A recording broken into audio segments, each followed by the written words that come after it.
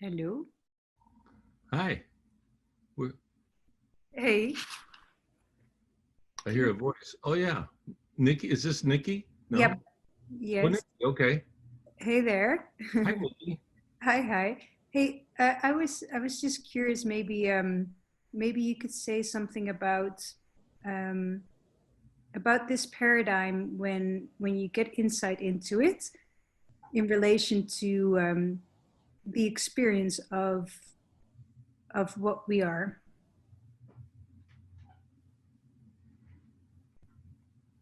Okay. Well, I think it allow. I think what happens is it allows uh, us as people, individual people, to um,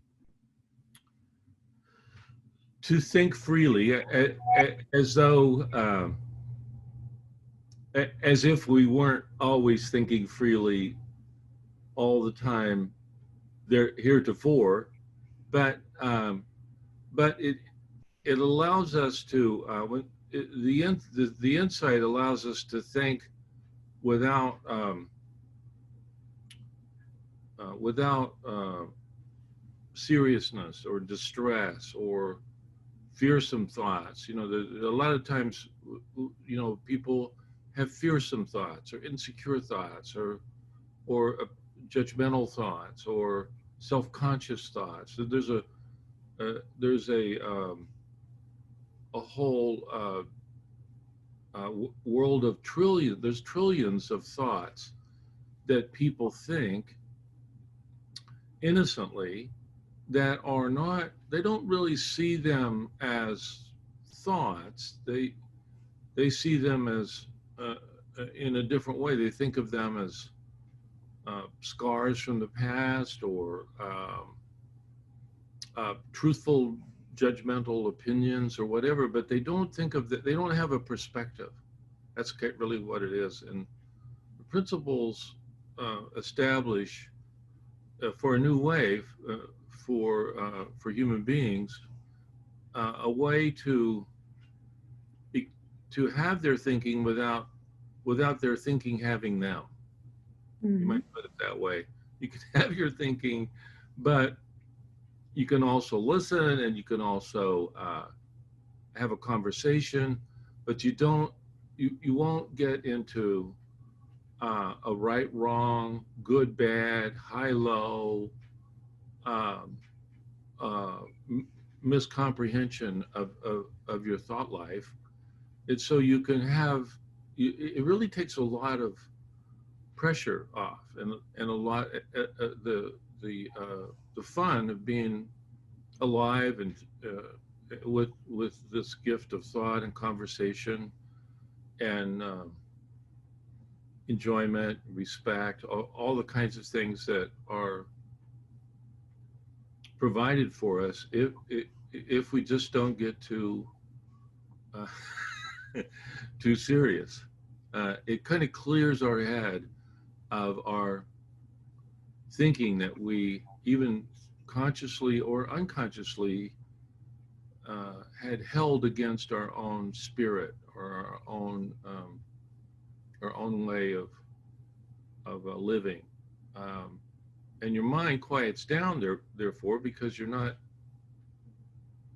taking a lot of your or taking any of your personal thinking and opinions and judgments to heart. Your thinking is not, you don't take it to heart. So there's one way that people can find their way toward this kind of relationship to their thinking that really liberates them, and they really thrive. They really, something is really important. There's kind of one thing that everybody has um, a possibility of, like one pure thought, or one magical thought, or one way of looking at their experience and their uh,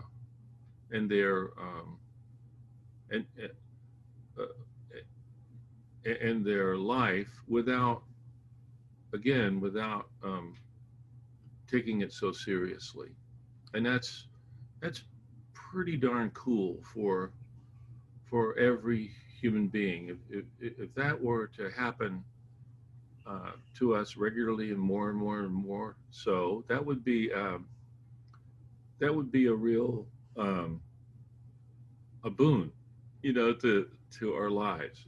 We could think without risk and without getting so married to our thinking, such that we get judgmental or we get righteous or we get something in our mind that grips us and makes us show up without so much fun and delight and well-being and patience and perspective.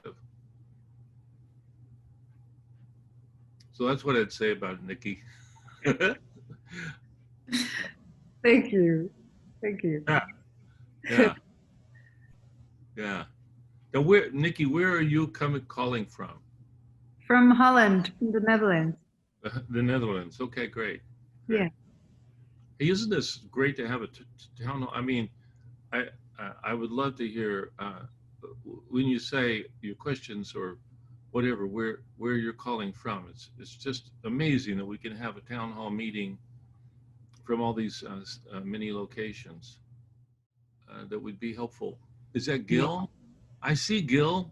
I'm starting to recognize your setting there. I love those panel doors behind you, and it's nice to see your face. How are you? Show the Rockies here that I have right outside my house, And where are you calling from, Gil? from Boulder, Colorado. Oh yeah, okay, Boulder, Yeah. Colorado. Beautiful Boulder. So Yeah. I'm still very high from the last weekend, from the global conference that was together. And thank you for your presentation there. I'm very moved by your presentation and a lot of the people that especially were privileged to be around Sid in the early days and right on through. And I always love hearing the stories that you tell and others tell about him. And yet I have to admit that after I hear them, part of me is filled with the thought that I wish I had been there, and I wonder if it's probably not even anything that you could answer because you were around him, but Yeah. the impact that you all had being in his presence, can we even approach that by hearing your wonderful teaching and by watching the videos and things like that? I just wonder if there was something it seems like there was something about being in his presence that really made a significant difference. Well, I don't think so, Gil. I wouldn't, just as a, because you weren't there and you didn't know about it. If you would have been there, or other people might have been, but Yeah. it was very, he knew what he discovered was for everybody, and it wasn't him. It wasn't, and he would say that very frequently. He'd say, "This is not about me. This is not about Elsie or whoever happened to be a teacher." He said, it's nothing to do with anybody on the island." And he would say, by the way, too, he would say, the recordings are just as good as being here. Really? Yeah. And so you've got the recordings. Everybody's got access to these recordings, and so there's really nothing. Don't take it to heart that there's anything special about who was there or who wasn't there, because we're all there were a lot of people that were there, that didn't get anything out of it, All right. you know, and there are a lot of people that, since who weren't there, who've gotten an enormous amount out of it. It's been life changing. So you could drop that whole feeling about that, or that the thought about that being left out or not knowing, like, and it, it's always been kind of weird for me, because it was just dumb luck that Val and I wound up there. It was just we just happened to be hearing something, and then we followed a thread. We heard it in Texas, and then we the trail of how we wound up to be there to meet him and listen was just too. It was just good fortune, really. It was all it was, but there's nothing special about us, like, because and I'll hear sometimes people will say, well, you're a first generation teacher. Right. And I think, well, that's got nothing to do with it. Like, there's nothing special about first generation teachers. There was nothing about Sid that was special, nothing about any of these other people that were special. We're not special either. And any insinuation that we are, I think, is a little bit disingenuous, or like a little egotistical or something. Like, don't let that get in your head as being anything of any consequence. Right. The truth is yours, is all of ours, and holds no, it's not personal, so it's principled. And so, being such, I love the way Valdo will, sometimes people will be very grateful to us and say, thank you, thank you, thank you. And Valdo has often said, well, don't thank me, thank the principals. It's not really about anything more or less than our capabilities to think and to experience and to learn, and we're all in the same class. We're all in the same boat. There really isn't anything special about any of us. And if that's true, then we're all special. I don't mean there isn't anything special, but I mean there's nothing about the truth of the matter that isn't relevant to every soul, every person, and it's equally as important to you as it is to me, but not me especially, because I just happen to interacted with Sid or talked to him or what have you. He wasn't really, and he never really was lent that way. He never really thought of himself that way. And he never really, which is, I think, just a remarkable, you'll often see, with a guru or some, there's a sort of egotism around belong to the organization or do what I do, or whatever, there's an egotism, and it was the absence of that really welcomed me, and I welcome you too, Gil. Like, you're just as, it's a level playing field, absolutely. It doesn't mean that some other people, that somebody might have something to say, but you never know who that's going to be, like, Right. Well, I think there's something special about you and Valda and all of you that persevered, that stayed with it, that I don't know, were moved and impacted so much that it must be hard for you to imagine that, wow, we're 30, 40 years down the line now.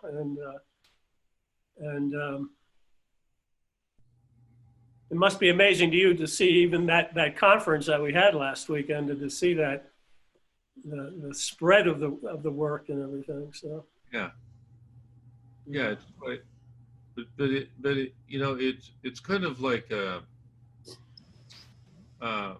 it's about time the secret got out, you know, like, and I don't mean that in a secret kind of way, but I mean in a way of like I've been wondering what, and people will often say, "Gee, what?" Uh, I've heard this thousands of times. So, why didn't somebody tell me this? Why wasn't this in school? Why didn't we get courses in this? But you know, I thought, well, you know, it's just not really been very well articulated yet. It hasn't been really.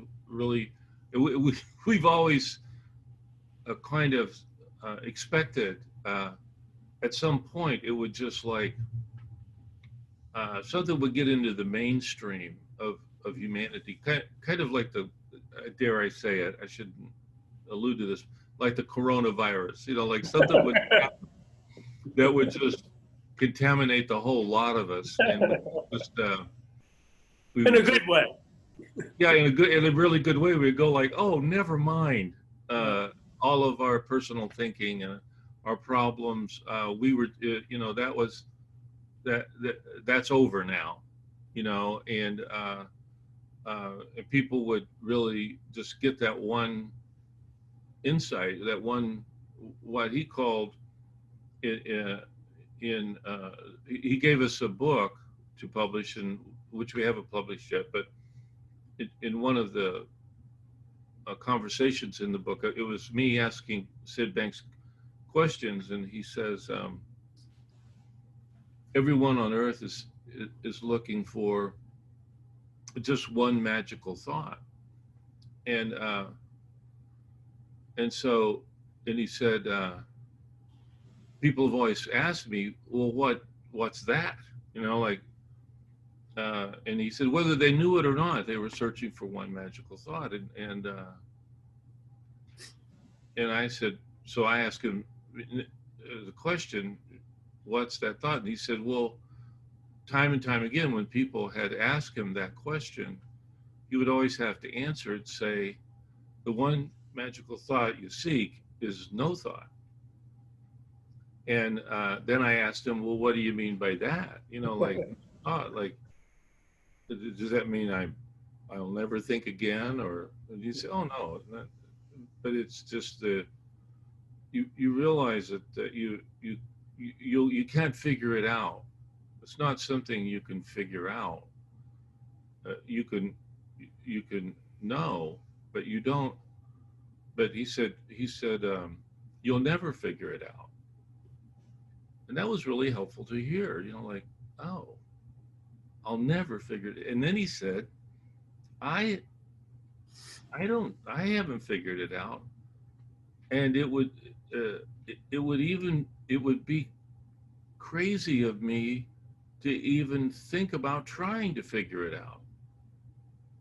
He said that would get me right back into the mess again. And I thought, whoa, I don't want to get myself back into the mess, you know. So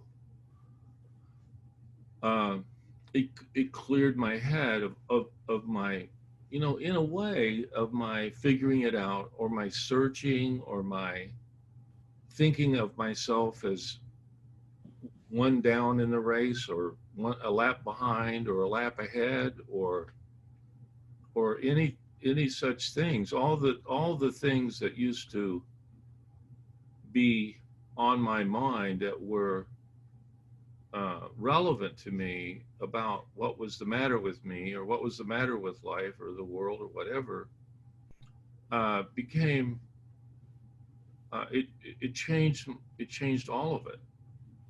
One of the things that he said was that tickles me. He said, "It doesn't matter what you think, you're wrong."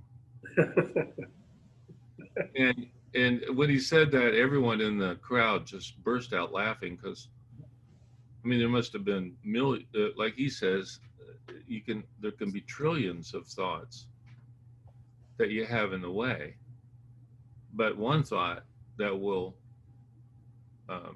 dismiss all of them. And you're looking for that. You know, that's that lightening of your personal load. You know, and the freedom of that. So if you're getting that in our programs and our conversations, and in those insights, you're lightening. You know, you're finding a lighter load. You're getting exactly what the principles have to offer. Thank you. And thank the principals too. Yeah, right, yeah.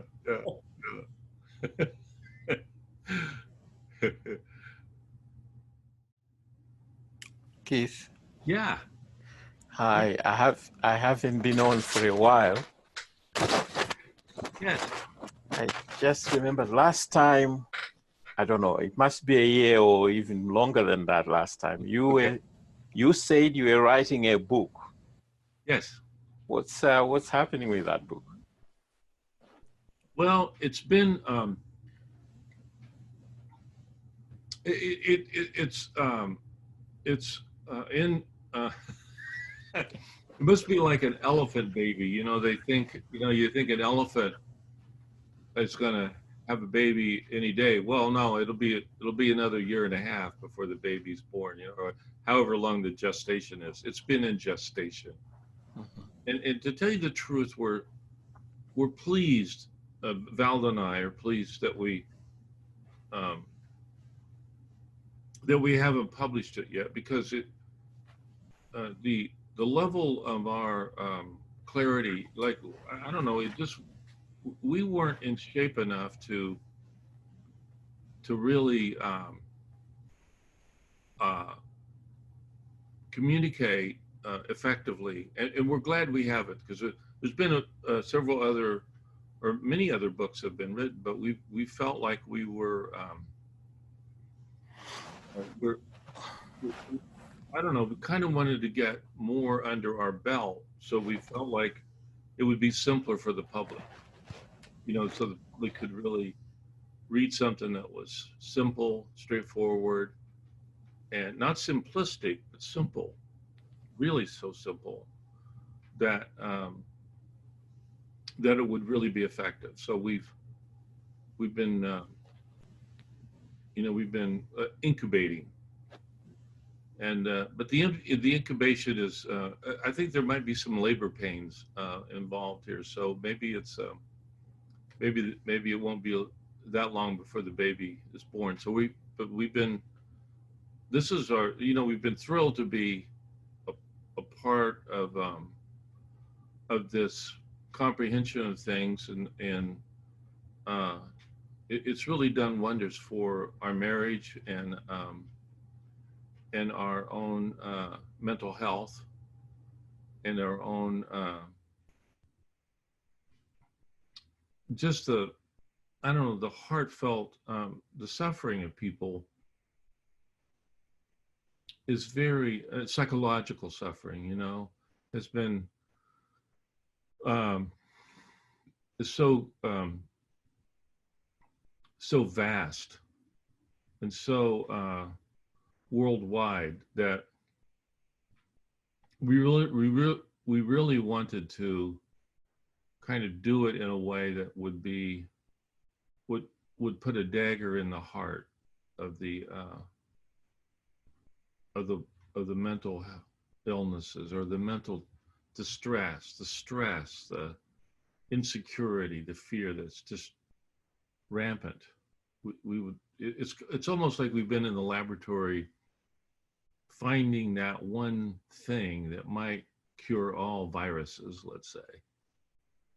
One not a vaccination, but one cell that would eliminate. I see there's a nurse on here that that reckoned with SARS, no, MERS, Middle Eastern, the Middle Eastern virus, that was so dangerous years ago, and now the coronavirus and MERS, all these deadly mutations that mental illness you might characterize, mental illness not just for the severely depressed person, but just for the common ordinary person, lots of mentally ill thoughts that are held to be real and tempting, and have gotten stuck on that, or they become contaminated with, and they share their contamination also, would be killed, or there'd be something that would really help them free themselves from that condition. So that's a long answer, but it'll come. We're working on it. Okay. And thank you. We look as forward to that publication date as probably you do too. Yes. Okay. Thank you. You're welcome. And nice to see you again. Likewise. Yeah. Yeah. Yeah. Hi, Keith. Hi. Marie from Devon in the UK. I wanted to pick up what you said about, thoughts of the past can almost be like a scar. And I thought that was really lovely. And I work a lot with younger people as well as adults. And I really love to look at limiting beliefs. I'm the sort of person who ... And I wonder whether you might talk a bit to that, about the limiting beliefs that we have, that we can make a conviction really of how we see ourselves. That'd be really lovely.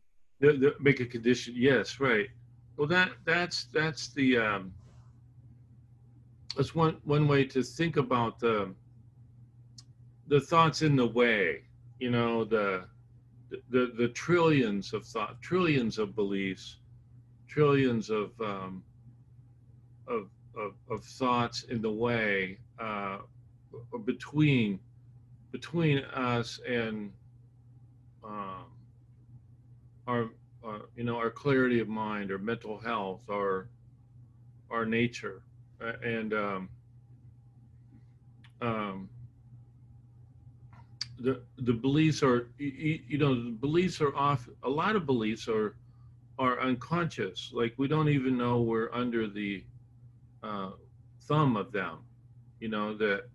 But yet they so that they'll give us, because they're thoughts, they give us feelings, and those feelings are kind of a workload, or a doubt, or an envy, or an attitude, or an experience of poor me, or what's the matter with me. There's trillions of those personal thoughts, intellectual thoughts, or what we call outside in thoughts. So when we use this diagram back here to point toward the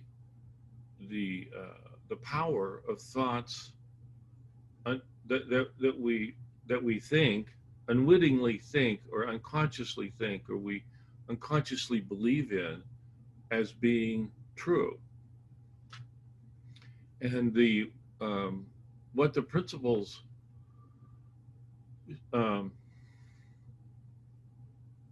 provide is a kind of like a light in the darkness. All those metaphors. So if you're in a black room and you have a candle, you really have something, because it draws a contrast, and you can see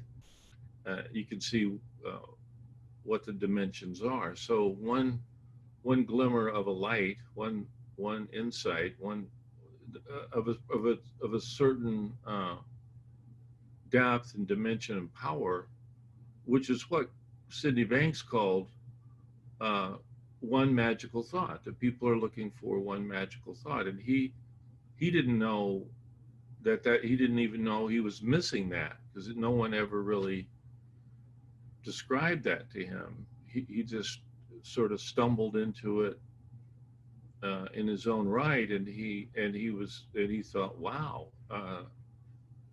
And he said all the problems that I had, therefore, about the past, scars, that he was adopted, he was really sick when he was a young man, he was an immigrant, he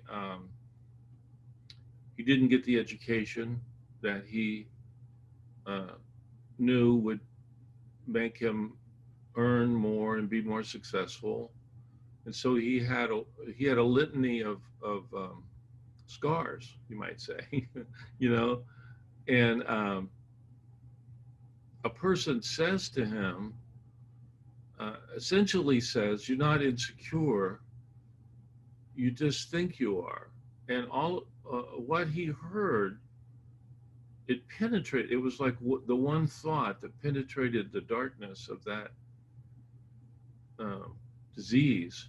It was all psychological, but it rendered all of those problems moot. It rendered them all built. They were all built of personal thinking, of misunderstanding, of thought that wasn't fundamentally true. Ego thought is another way you could say it. So when we use our diagram, we help elucidate those for people, and they often will see, if you put the same thing, you know, just to be very brief, put the same thing on both sides of that red line, because we'll hear someone say something about a scar, you know, and so we'll put the same scar on both sides of the red line. And when a person looks at that, they often go, oh, well, that's, I thought that had something to do with it, but now that you bring it up, what does that have to do with it? That doesn't really have anything to do with it. So one of those trillion little thought things get punctured, you know, and then another one, and then another one, and another one. And what happens then is people get, they quiet down about all the things that they think, consciously or unconsciously, that they were thinking that were the problem. What's in the way for me being who I really am, or being as happy as I could be, or as with less on my mind, you know? They quiet down because those thoughts begin to disappear, and they become more and more beliefless and more factual. And then they become less prejudicial about themselves or other people, for example. There's just a lot of benefits that you reap because you're not employing those thoughts, consciously or unconsciously, into your mind and living limited by them, because they're just fictional. They're just of a personal nature, of blindness and insecurity, and people are not permanently relegated to those. They are actually capable of insight that will eliminate them. So it's a kind of a subtraction, in a way, like a sort of re-realization of your own freedom, your own capacity to, again, have thought and even have thought problems, let's say, that have thoughts that turn into thought problems or turn into thought scars that aren't really the story. It's not really what you're about, and it's not really what any of us are about. We might think we're about that story, but when we see through it, it's there's a liberation, you know, from the grip of that story. So for Sid, insecurity about his lack of education, or insecurity about his immigration status, or being adopted, or what he went through as a child. Like one of the things he said that was really enlightening for me was about he had thought he would have the thought about people that had abused him, or that there's my Hi. there's Valda, yay. Hi. Hi. When he said I was holding grudges against them, but I was also, he didn't realize that every grudge you hold against another, you also have to hold it against yourself. And when he realized that he was holding, when you really see that, so you have to simultaneously hold it against you to hold it against another, it just didn't make any sense anymore. And so he dropped it. He went beyond it. It was like, why hold ill against another that you also pay for equally as much? It's that it was self-preservation in a way, or self-forgiveness, or forgiveness of others. It would all be healed, and things then happened, but you're not carrying around the wounds. The wounds of those scars are not really are capable of being completely healed, completely, so that it happened, but you don't have the feeling of the hurt and the pain and the anger, the frustration, or that you were singled out, and you were treated terribly or horribly, or you realize that was in thought, that you were carrying a thought. And as kids learn that, or young adults, or older adults, or even really old adults, it's like you get a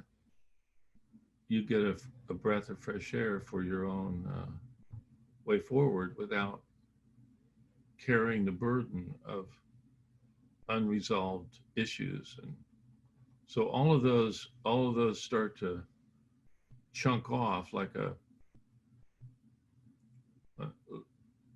just a simple idea. But someone asked Michelangelo once, how did you carve David? And he said, well, David, I didn't carve David. David was already in the marble. I just took away what wasn't David.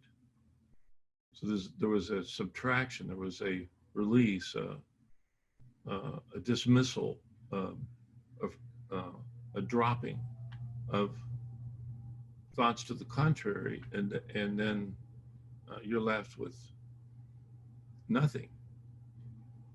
But in the nothing is David. It's the beauty without your personal reactions to it.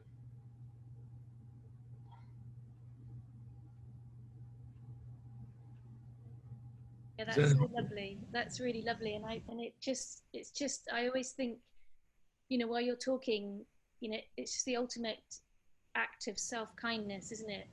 To be able to see that. Yeah. And I love what you said. I've not heard the metaphor of a candle in a dark room. I love that. I'm so stealing that. Yeah. Thank Yeah. you. Yeah, you're welcome. I'm going to try to say something. It'll be interesting to see what happens here. The types of thought that is unnecessary, you will really, your life won't miss it at all. It seems to me to come under one category. Now, it's hard to imagine that such a thing could be, but Sid constantly talked to us about that our feeling was coming from our thought in the moment, not from what was happening to us. Because there's always circumstances that you've got going on. And a lot of them we have just culturally labeled bad, or I don't like it, or unfortunate. And the truth of the matter is we're all remarkably resilient, unbelievably strong, and capable of handling all sorts of difficult things that aren't really, as you go along, you start to find out, oh, they're not really difficult at all. I've just had them labeled as difficult. And so you continue to find out how resilient you are, how a lot of things are not what you thought they were. And it's given that you have a new idea of how experience works, and you just start having little insights here and there, which is what Sid told us would happen, and he was right. And that's what happens to people. They start having insights, and they start getting to learn about their own thinking too, which it's about time. It's unbelievably helpful to understand your own thinking better.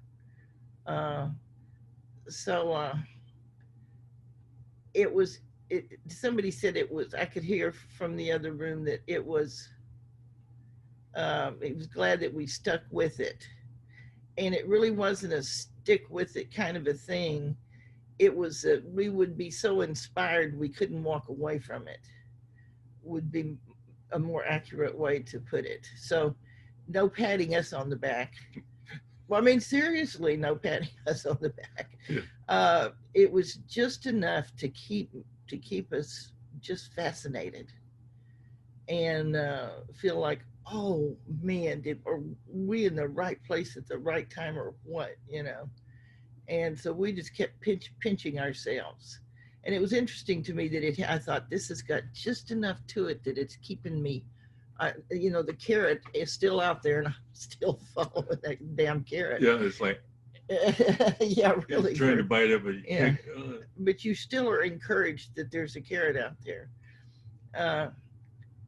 So it was a matter of inspiration rather than courage or anything like that. That just wouldn't be correct to say that. You have to find somebody else for that. But Sid constantly talked about that if we could understand how our experience worked, it would be of great help to us. And little by little, things would happen, and you'd have an experience, and you'd realize, well, it wasn't my ex-husband. After, it wasn't like he was perfect and I wasn't, or something like that. But you just or it wasn't about the neighbor, or it wasn't about my boss, because you have some insight, your thinking changes, and you don't see it the same way anymore. It's not all about what somebody else did or something else that was happening. You just find you truly realize, oh, well, the big barricade was in my own thinking. That's where that was. So I love that you finally get a window into your own thinking. And a lot of thinking you don't have a clue that's even going on. Your unconscious thinking that it's clearly going on. And then when you see it, it's like, oh yeah, I know this. I've seen this thing come around how many times, all this repetitive thinking that we all do, wonder why it's that way, you know, and then at some point we realize it's coming from us. So I just didn't know I was ever going to be offered a way to have that much insight into my own thinking such that I would change so much that I wouldn't think of life as a series of problems. To me, it started looking like a series of creative solutions. And something would happen and I'd be like, oh, I didn't know this was going to happen. And it was just immediately, well, I wonder how a person could think different about this such that I could find a step forward here. So it's very helpful to finally know you've got help for your own thinking. And it's going to come from your own insight. And it's fine if you get help from somebody else, that's all well and good. But I don't know, I found it very, I guess encouraging would be the word, that I could have insight that was deep enough to actually help me and change me in ways that I didn't even know I was going to get to change or that I even needed to change. So it'll take you beyond what you think you know about yourself in a lot of different ways. And it's humbling, you know, because you think, oh, I was the one causing all the trouble, you know. So, I mean, there's things you run into that are quite a surprise, but it's good for you. And it's things that, you know, that your significant other or your mom or your dad or your brother or sister, they don't really know to tell you. You should stop that kind of thinking. There's no need for it, you know. I think that my insights have come from wherever insight comes from, because it wasn't a continuation of the same kind of thinking. It was discontinuous with the kind of thinking I had been doing, which is, will get your attention. It's like I wasn't even looking in this direction, you know. You can be honest with yourself. And it's like, and look what ended up happening. So there's a lot of surprise, there's a lot of humbling, there's a lot of deep gratitude for getting to change. It's cool after you've maybe changed and it's, let's say it's 2 years down the road and you just happen to have a thought come to mind that it's like, you know, I haven't thought about that in 2 years. Isn't that amazing? I mean, that's amazing. Something that used to plague you, used to be very repetitive. And then it's just not coming back around. It's like it's been taken out of the playlist or something. And it has been. It's been edited out of the playlist. And then there you are. And what can you do but just be deeply grateful because you didn't know how to edit it out of the playlist, but you find that it's gone. And what is that thing I say about it's not even tempting? Oh, when you start to get an idea that experience doesn't work the way you thought it had. On the chart, it's a little bit crooked today, I must say.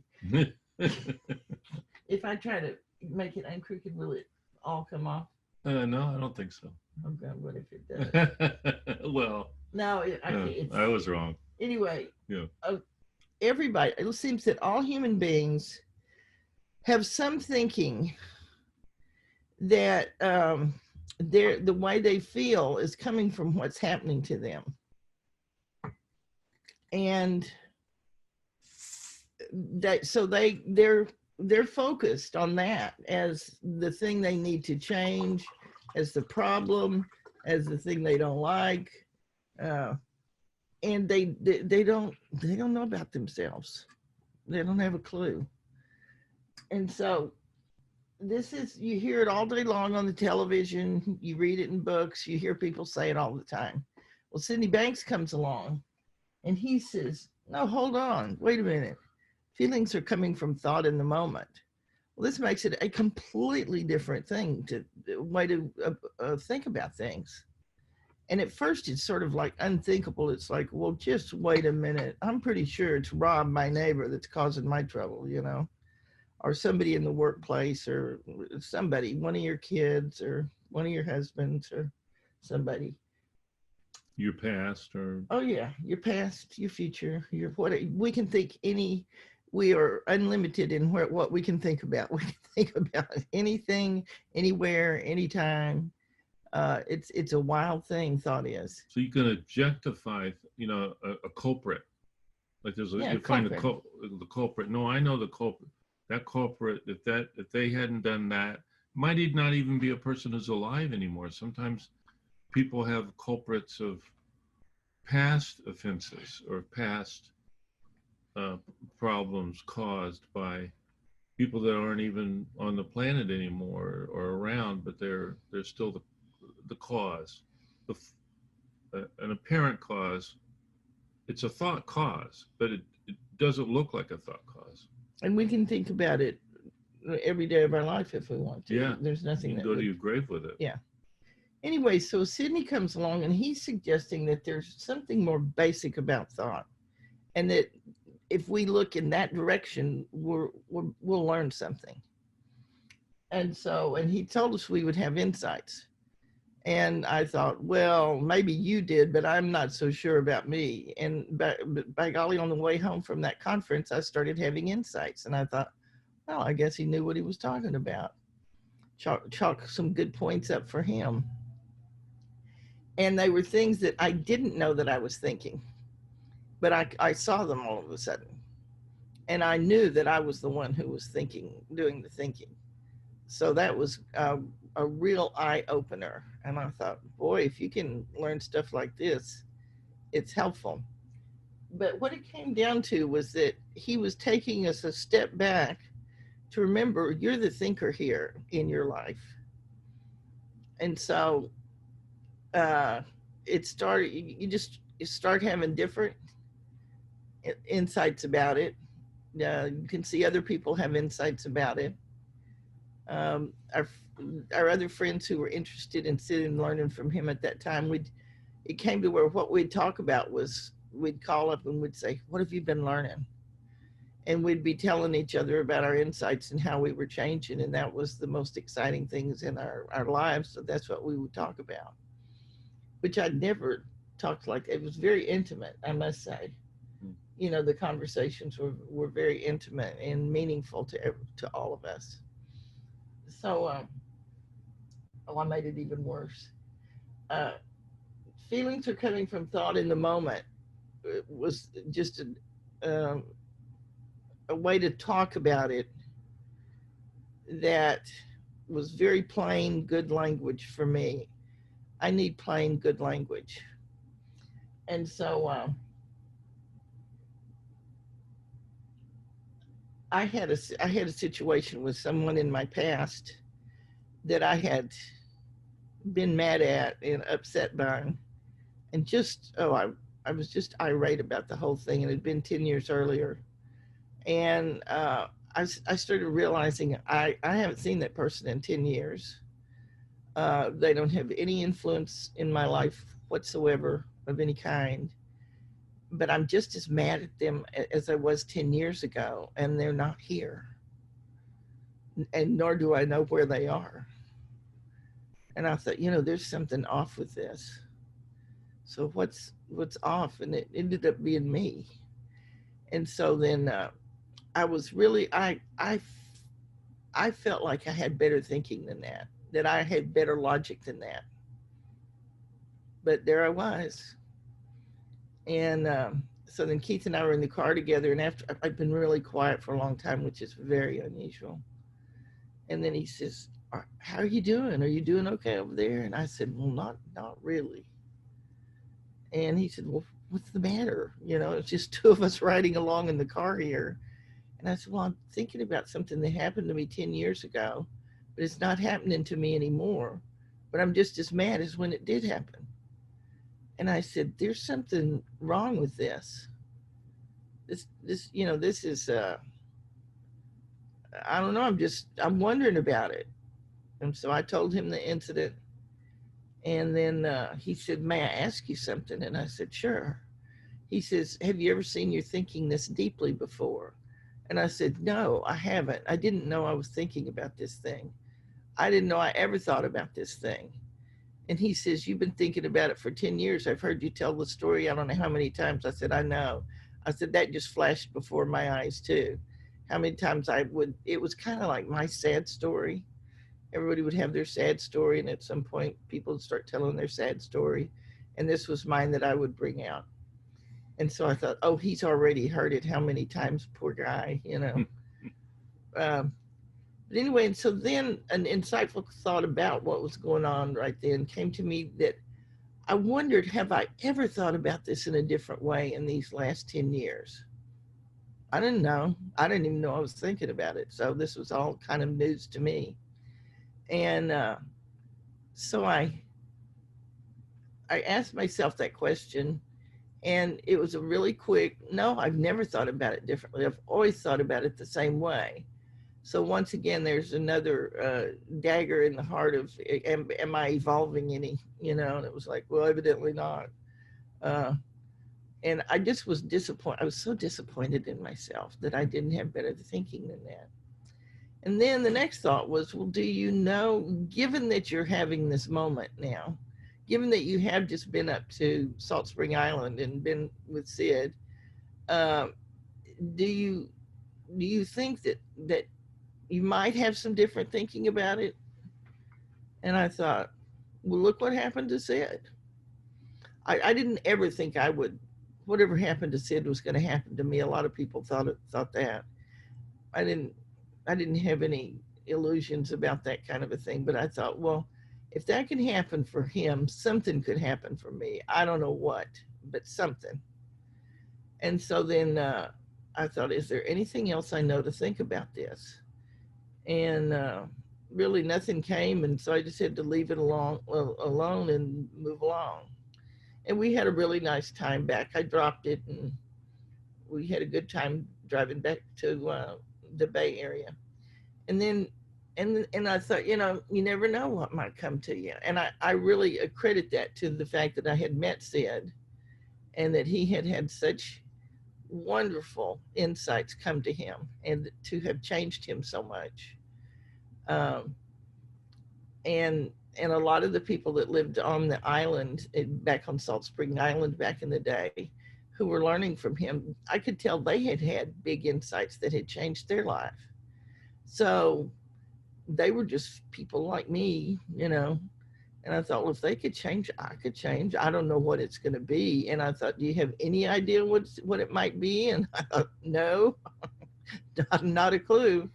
And so I thought, well, maybe if maybe if I find myself thinking about that again, maybe I'll notice it and move on along or something, or maybe something new will come to me. So 3 days later, the word compassion came to me, and I was working, and I'd shoo it away because I needed to concentrate on what I was doing. And but it just kept being there and being there and being there. And finally I thought, oh, what is this? And then I thought, don't tell me this had something to do with that Sid guy. You know, I thought, because that was kind of the only thing I had hanging fire in my thinking. And then I thought, well, I don't see how compassion could possibly apply here. So I did that for an hour, and then it was still there. And then I thought, okay, let me try compassion on. Let's just see if any way in the world could it possibly fit, could it possibly work. It's the one thing I haven't done. And so I just started, thinking about, I don't even know if I was thinking about it. I just know that it came to me that the guy made a mistake. I'd never thought about it that way before. I thought about he was disrespectful, insincere. He had no respect for other people. I thought about it all of those kind of ways. But I never thought about it as the guy made a mistake. And when I heard that, it just really got my attention. And I thought, I make mistakes. Oh no, we're alike. I never thought, I would never have done anything like that he did. And that's what I would always think about. I would never have done this to another person, And then the guy made a mistake, and I thought, oh no, and I make mistakes. And it's like, well, what kind of hypocrite am I anyway? That I'm going to have all this judgment and criticism about this guy. And I make mistakes too. And I thought, do I try to make mistakes? No, not ever. I've never tried to make a mistake. And then it was just like, oh gosh, compassion. That's why the word compassion. That's the only thing that actually works here. Now that I see that all human beings, they're born making mistakes and then they will die making mistakes. And so I loved how it generalized out to all of humanity for all of time, forever.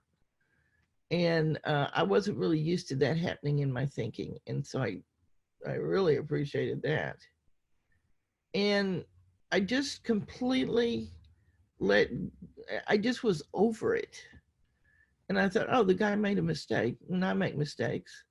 And that's going to be something that happens in life. That it's okay. So I loved that I could see that I had been thinking about it the wrong way. I had been thinking that what had happened was making me feel the way I do. It was the way I was thinking that made me feel the way I do. And so knowing that became my rule of thumb about things, to know whether to take things to heart or not take things to heart. And it was clear enough to me that it wasn't tempting for me to follow a lot of different thought after that. It was like, well, that would be an outside in way to think about it. And I think, I do not need to take one more step in that direction. That direction is not true. It doesn't work that way. And I thought, this is great. This is a real time saver here. That I don't have to, it wasn't tempting anymore. It's really easy to not think about something that's not tempting. Wow, that's helpful. So I love that it becomes, as you understand how we psychologically work, how we spiritually psychologically work,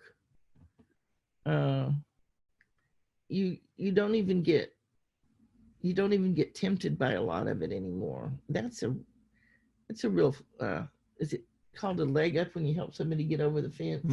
Yeah. It's a real leg up in life. Over and over again, the same. Oh yeah. Same, Would you help me over the fence? Sure.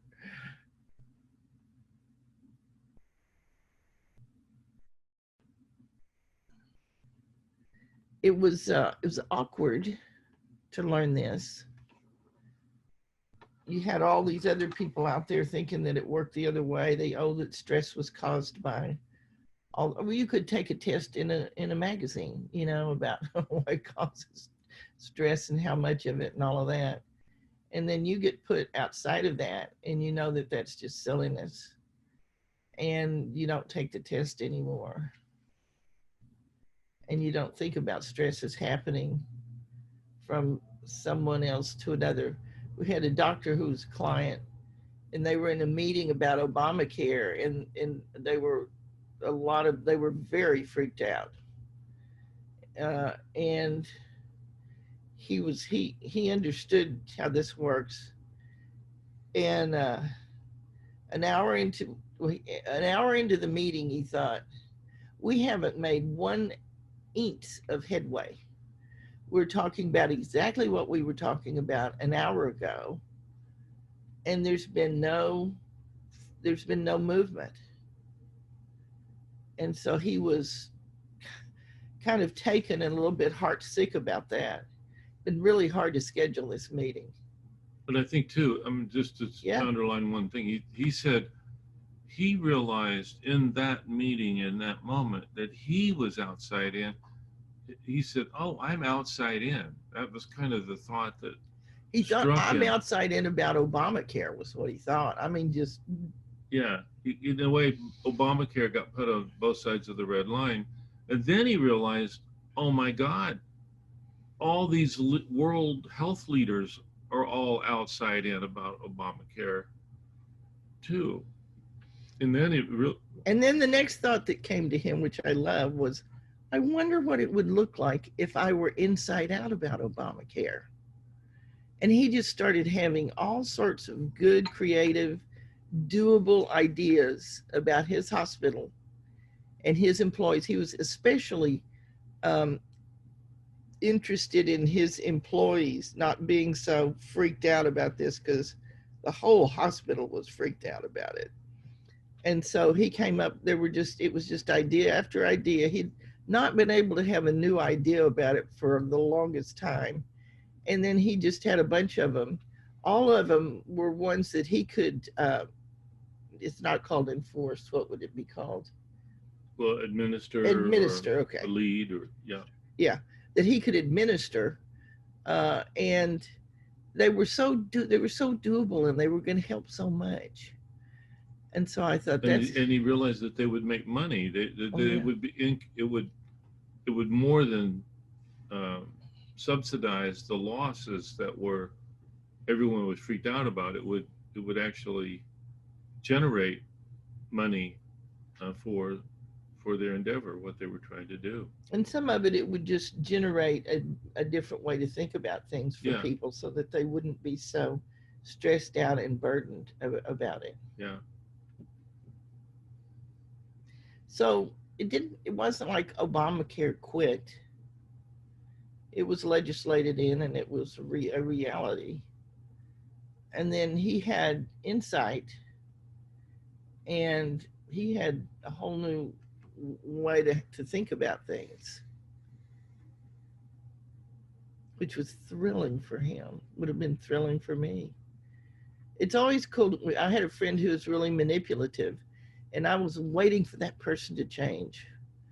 And I even, I would think, I wish he would change. I thought it, I don't even, a million times probably, because I didn't want to end the relationship, because I liked the rest of the family.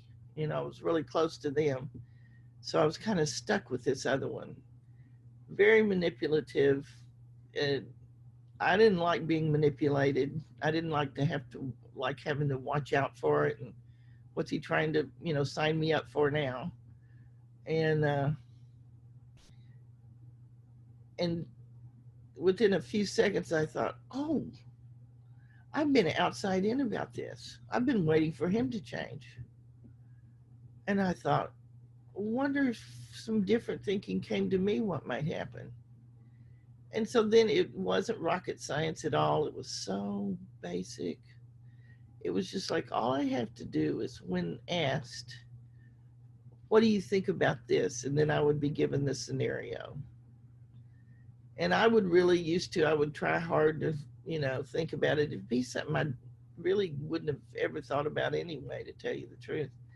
And the manipulation would come in, that he would pressure you to give an answer about something that he cared about, but that you didn't particularly. And it came to me, all I have to say is, I don't know how I think about this. And then at first I thought, I'll have to get back to you. And I thought, no, don't put yourself on the hook, Valda. And I thought, no. And I thought, you'll have to get back to me about this. Never has gotten back to me at all, has actually quit quit pressuring me. And we have a really nice relationship now, but I didn't change. He changed. No, I changed. He didn't change. He still does it to everybody else. So I thought, and you get little glimpses like that. And then you're a little more likely to look at what you've got going on and how you're thinking about it and how you think it works, to where that you might end up learning something new about yourself and about how the three principles create psychological experience. And without them, we wouldn't have psychological experience. Hi there. It's good to see both of you. Good to see you too. This is a question for you, Keith. And I listened to your webinar in the 3PGC conference just a couple days ago online. And so my question is just really a simple one.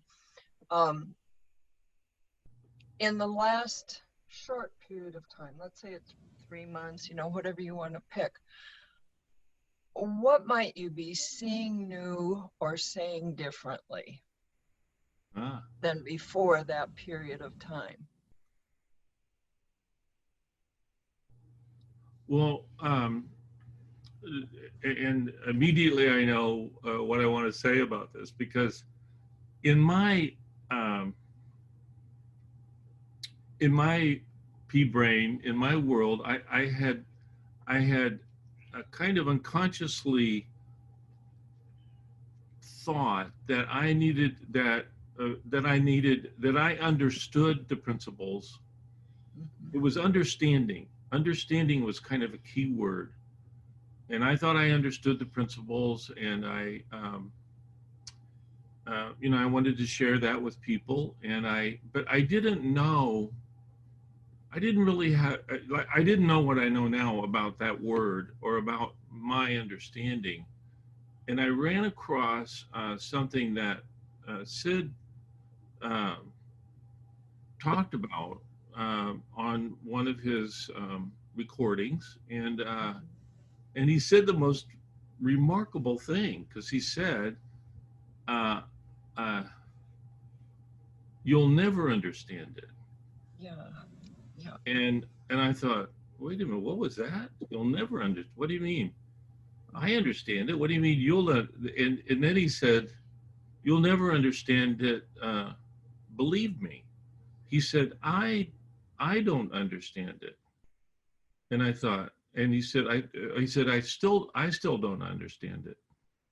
And I thought, whoa. But then he said,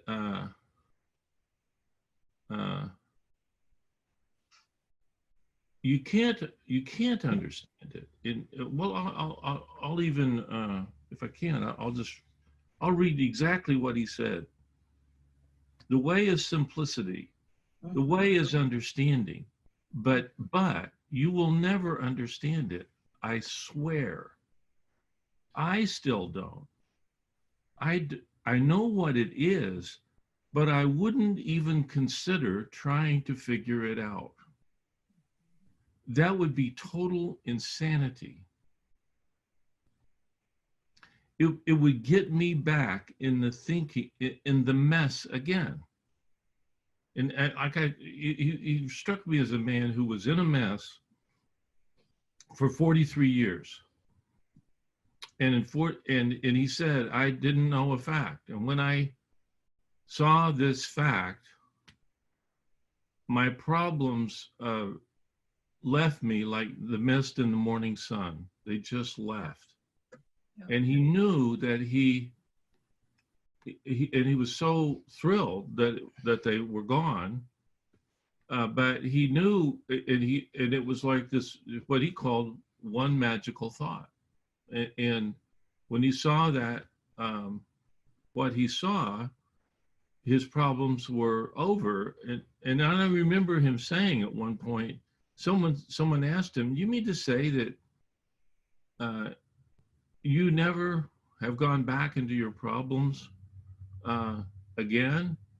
And he said, "Oh no, I did once, And everyone was hanging on his breath like, oh, he went back into his problems too. And he said, for about 45 seconds, I went back in, and then I thought, oh, I don't want to do this. And he dropped it. And then everyone in the crowd just thought that was so funny that it was that specific to him, that he could see the kind of what I would call a kind of whirlwind of personal thinking, outside in thinking, egotistical thinking, intellectual thinking.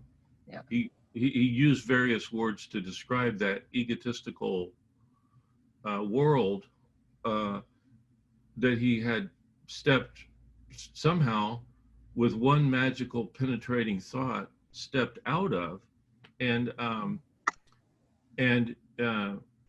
really lived without going back into it, except for those 45 seconds. It was a big. I thought, well, boy, I sure can't say that about myself. I've gone back in and tunneled in many times, but something struck me about in my own limited mind, I had made what I would call a kind of an objectified thought. I had an objectified thought called my understanding or understanding. Yeah. And I was trying to convey understanding to my clientele. When I heard him say, you'll never understand it, I swear, it kicked out a whole level of prior unconscious thought that I thought I was about to try to talk to people with, yes, or try to get across to them so that they would understand too. All that job, I quit. All that whole job just quit. And I felt so free now to talk.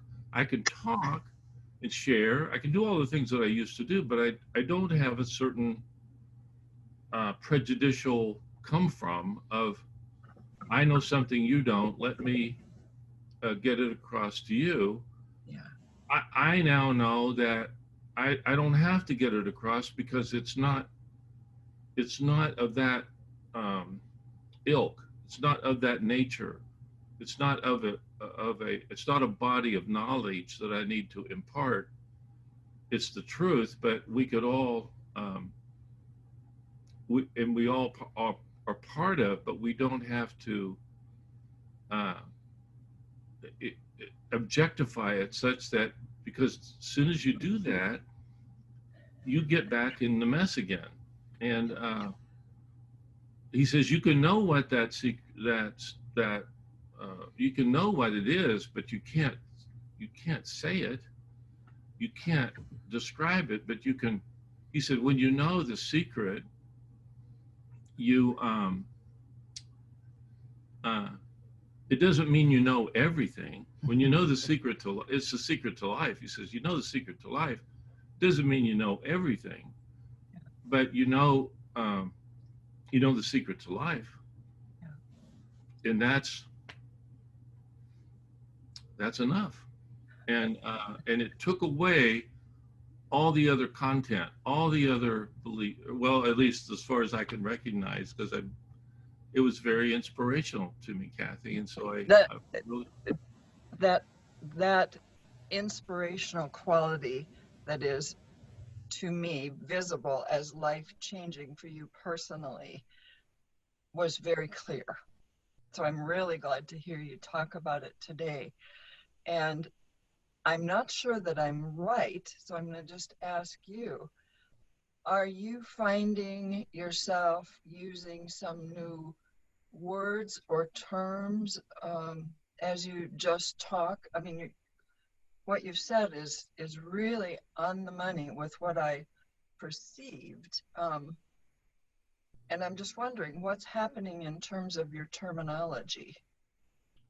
I think it definitely has changed my terminology, because it's disciplined me, and I really, in an interesting kind of way, like I've been finding that like I don't know how to say this, but well, one of the things that somebody said to me many years ago, they said that Sid was a very rigorous thinker, and I thought, rigorous thinker, like he's not a rigorous thinker. He's a ballpark kind of a guy. He's a philosopher. He's mystical. And this person said, oh no, he means exactly everything he says. And I thought, gee, I haven't really heard it that way. So I started to look in a direction of specificity and rigor, and because I didn't want to lead people astray, you know.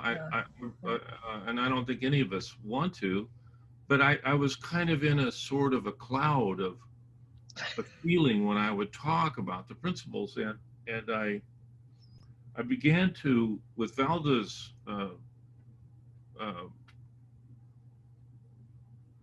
practical rigor. She's very rigorous and uncompromisingly so. I wish she would lighten up a little bit about her rigor, but she's a tough one to deal with that way, which is really good because it helped me to find a new way of approaching the preciousness of what I wanted to share with people about the principles. And it did help. It started to help me a lot. There's a lot of things that I don't talk about. There's a lot of stories that I don't tell. There's a lot of things that I had picked up that were kind of, and there are people on this call right now that have called me and said, hey, what about this? When you said that sounds like something to do. For example, doing there would, like, a lot of times I would hear myself and others say, there's nothing to do, but you need to quiet down, or there's nothing to, there was nothing to do, but, and it was a nothing to do, but I couldn't hear myself saying that. Now I don't hear myself doing that anymore. It's kind of like one of those things that you mentioned earlier that has kind of gone by the wayside. And the ensuing specificity, there's a lot of things I don't talk about anymore. It's been eliminated because it's a referential thing that's not rigorous. And I see this red line back here, and the red line has sort of like become a principled line. But I do think it must be that as you get more simplicity, there are a lot of former trillions of other thoughts that you used to consciously or unconsciously have that get emptied out, and you find yourself more articulate. Yes. But with less of a mixed message. I think there was a lot of mixed messaging in my teaching of the principles, and I'm glad to say, and it has made me evolve. Or Valda and I would work together, for example, and after we would be done with a client or something like that, she would say very nicely, very sweetly, say, could I say something to you? And I said, oh, sure. About the teaching? She says, yeah. She says, and she would say, when you brought up this or when you brought up that, you were pointing in the wrong direction, or she would say it in a really nice way, and I'd say, really? And then I would go back. Sometimes I would record the sessions. I'd go back and listen, and I would hear myself doing that. And I thought, well, I don't want to do that. I'm implying something to do. I'm implying something that isn't principled. And so she helped me, and her coaching was brilliant, and it and now now she's, in the past couple of years, it's not infrequent. She'll say, you were really good. That was really great. Thank you for what you said. And she won't have a comment on what we began to call a mixed paradigm. That we would say, we knew the principles implied something, but then we had other kind of iffy things that it might have to do with. And those mixed paradigm suppositions began to, because they imply an outside-in element of Yes. Yes. that's not true, and it really has changed my language. Yes. I'm glad to hear you talk about this. I'm not sure that the webinar the other day would have been, fully representative the way you might speak it again, but I was pleased. I saw what I want to characterize as a softening of words. And in particular, I heard you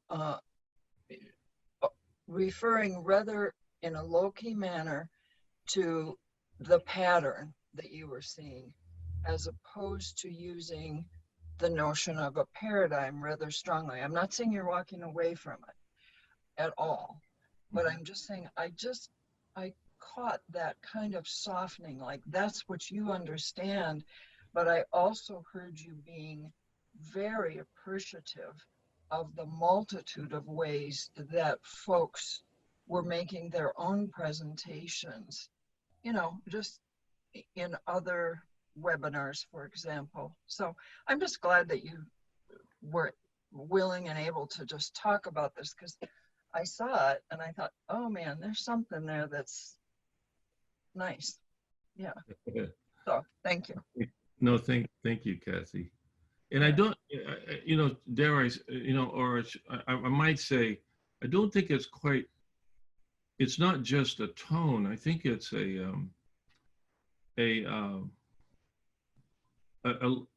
maybe less egotism, less, again, That's me. less me, Yeah. less me, That's more good. about the principles, really, which Yeah. I have to thank Valda for again, because she would say that it's not about you, it's about the principles, to say it in a funny way, but she really meant it, and I think the ego, whatever that is, has a sharpness, and it has a arrogance, and it has a personal, it's personal, and the principles take a strong stand against the egotism, because Sid said there isn't one hassle in the universe that isn't caused by ego, not one. So anything we can do to get insight into that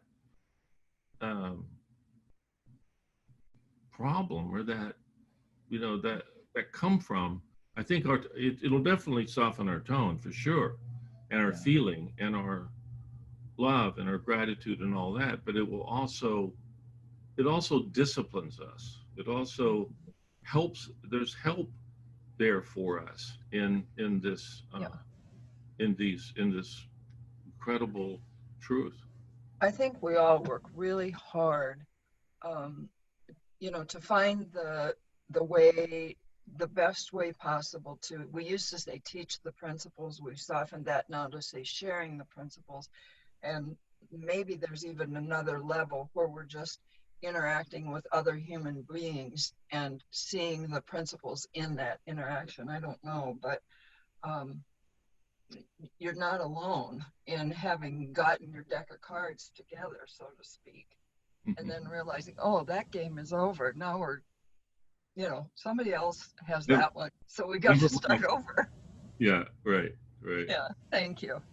You're welcome. Thank you, Kathy. Sure.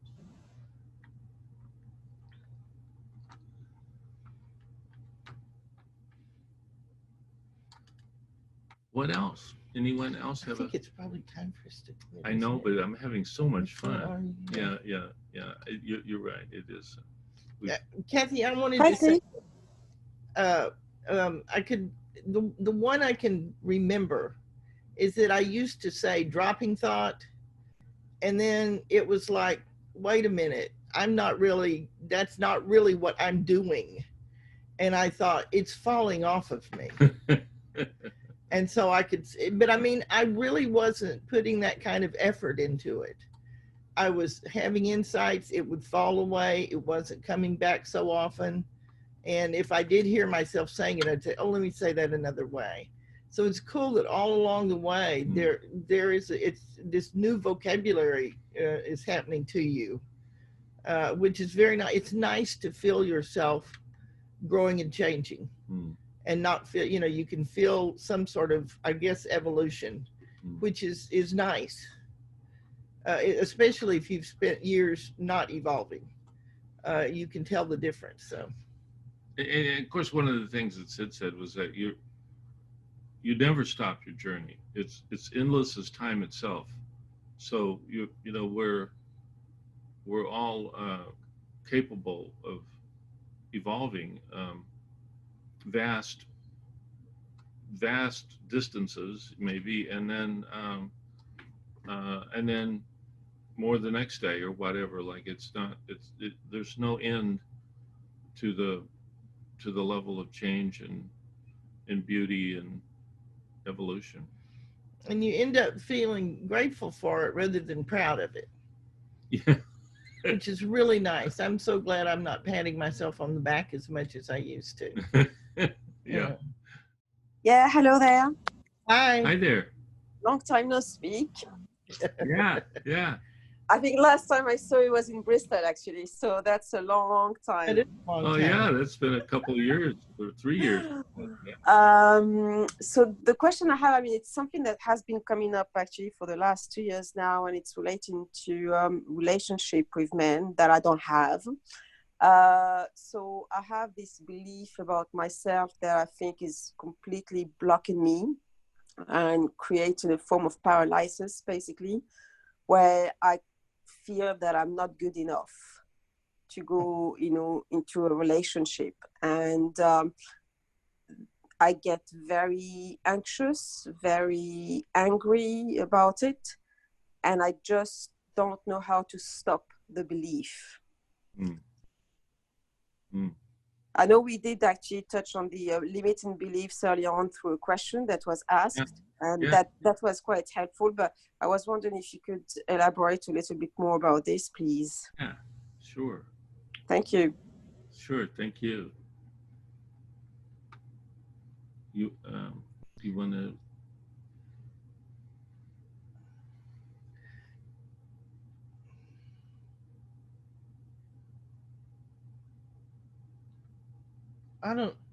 Of course you're good enough. Of course it's okay. It's we work with couples all the time. I'll tell you, they're all different. They all have different problems. They all have different goofy things about them. If there's ever a way to change, this is it. I think it's great that you've got that bad thinking, because it's not true. If I am extremely difficult to live with, and I have a wonderful relationship, and he's no angel either, and we have a wonderful relationship. So, you know what it is? It's more in the hopes and dreams and wishes. That's where you need to go, and to have a good relationship. So forget this, I'm not good enough. It's funny, there's somebody out there who'll love you. There's probably more than one somebody out there who'll love you. Then you'll have to pick and choose. But you can't, let who you are keep you from things. It's just, it really is in the hopes and the wishes and the dreams, the prayers, those kind of things. A year before I met Keith, I had an epiphany that I deserve to be with a nice person. I thought, I'm a nice enough human being here. There's nothing hideously wrong with me. And I thought, and I would like, I would like for him to have some depth to him. I kind of had it with the guys that didn't have any depth. You'd mine and mine and mine, and then it's like, I just don't find it there. I thought maybe in the next lifetime or something. I'm just kidding. I don't know about lifetimes. But, and then, I just started having ideas about what a nice guy, me being with a nice guy, a nice human being who wasn't always messing with me,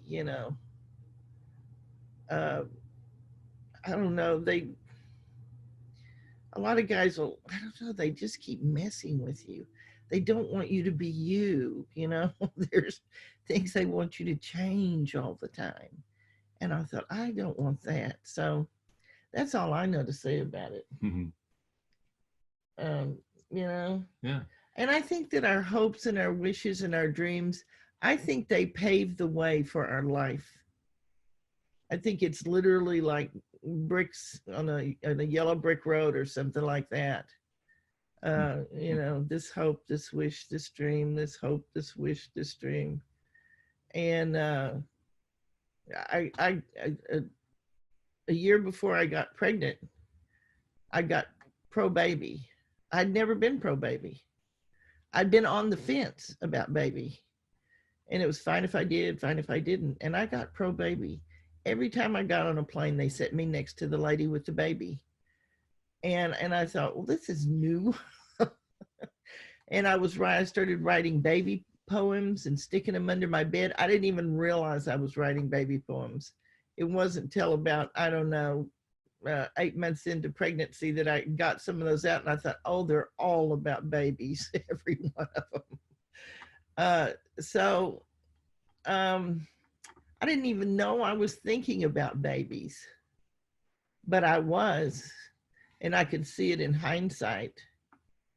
So that was another brick on the road and I was 38 years old. Mm-hmm. I was a little bit old.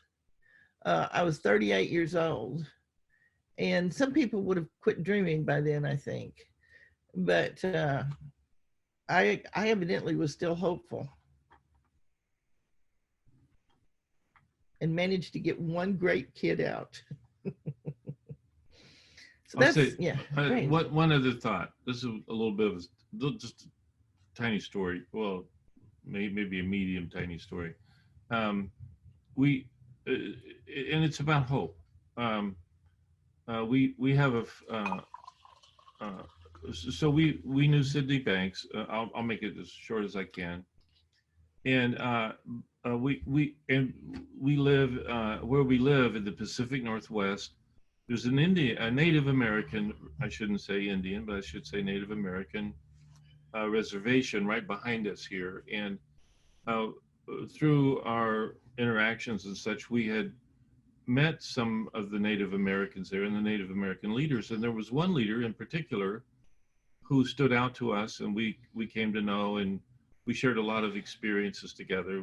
And he was a very charismatic person. He was kind of a world peace leader. He had traveled to Africa and India and the Far East and South America, and he was employed by the Catholic Church of all places for many years. But he was an international peacekeeper, and it had an audience with the Pope too.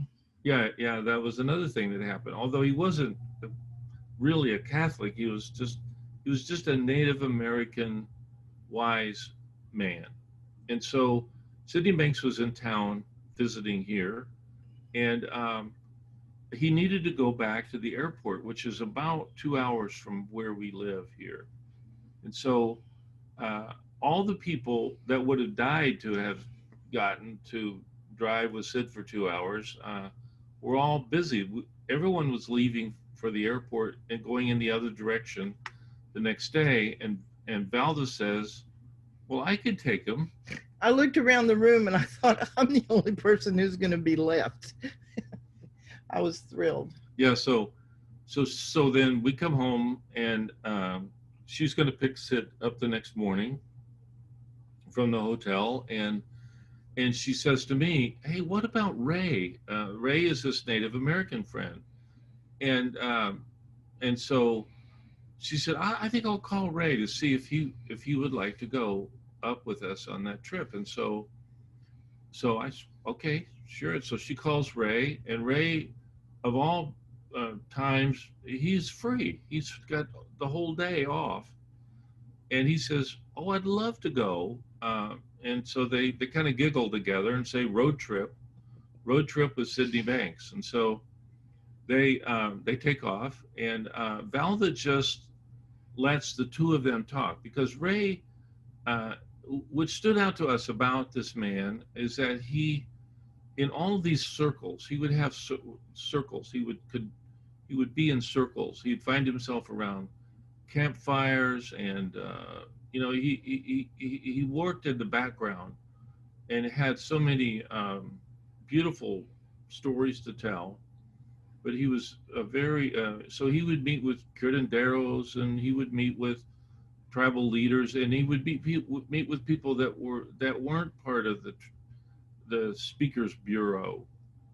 They were in the back. They were in the shadows, but they were the ones that were often the real the wise people of the tribes and the places that he had gone. And he would do his work in the middle of the night around the campfires. Yeah. And then he'd sleep all day during the speeches. Yeah, he was always, and so he had an innocent wisdom about him. It's just beautiful. And so, but he had always, when in all of these travels, he had always, and he asked us this question too. He essentially, when the time would come in all of these different highways and byways and places that he traveled, he would always ask. He asked us this: is there hope for everyone? And he would listen and see what people said. And so, so they do this trip. Valda comes back. It was a couple of days afterwards.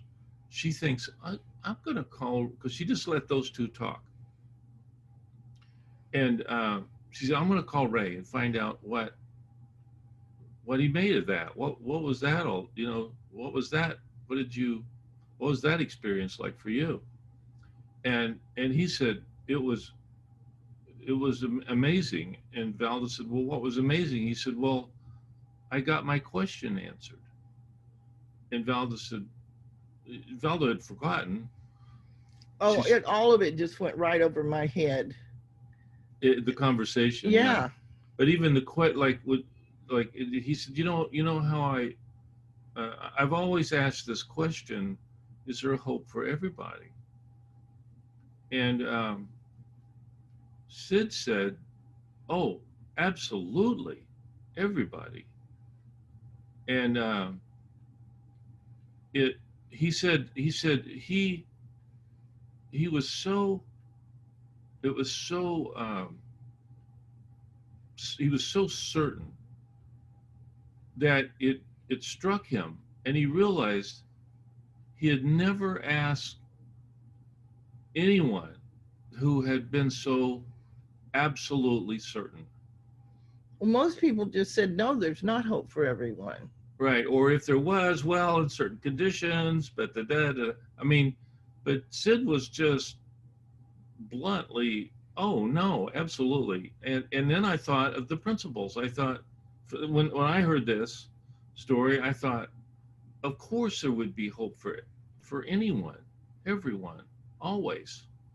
um, and it it it it it's and it really affected Ray, that what Sid had said. Now Sid is passed now, and Ray's still here, but something that story. I just wanted to say that story because that's the truth of who of what is and who you are, and it doesn't matter that you think to the contrary. That's just your personal thinking, and that's not really um, true.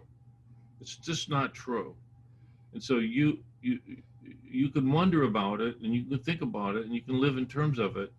But if you know it's not true, that there's anything wrong with you or anything fearful about you or anything insecure, any insecurity, any reservation, any uh, thing, yeah, do you think things that aren't true sometimes? Of course you do, but they're still not true. And I want you to know that, so you can, that you could live without that burden or that illusion crippling you or even bothering you. So you're saying there's hope. So I'm saying there's hope. Okay. And I've even, as I've met certain people, I have found that it seemed that their influence was really good for me. And I would change in really good ways. I know that used to I was gonna go talk to Sid about something, and I would think, oh, I know what I'm gonna say. And then I would get to him, and then I would say something much better. And I thought, well, I don't know how that happened, but I sure am glad it did. It sure went a lot better than it would have gone. And so you learn from people. I've learned so much from Keith, I can't even tell you. And so you don't want to think of yourself as static, or does that mean still? Yeah, static or stuck or yeah, or that you're just only one way or something. That's just, there's no telling how much more you're going to grow in this lifetime for anybody. And Keith also, Cindy would have said there's hope, and Keith is also saying, yes, there's hope, even for you. So even for me, even yeah. for you, even for all of us. Yeah. It's endless ways we can get out of those trillions of thoughts and find a way out. And so We should go now. thank you for your question. I hope that was helpful. And thank you all for your, oh, you're so welcome. And thank you all for your attendance and your questions and your comments. It's been a delightful town hall meeting. It's so nice to see everybody. Yeah. Yeah. And thank you.